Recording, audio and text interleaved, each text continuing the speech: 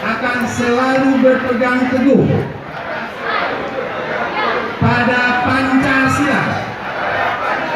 Undang-Undang Dasar 1945, dan ketentuan-ketentuan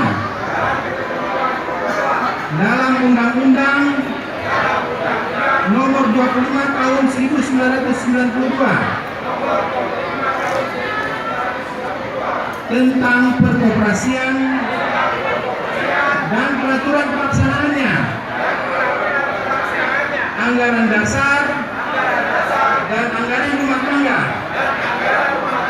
serta peraturan yang berlaku pada Dewan Koperasi Indonesia,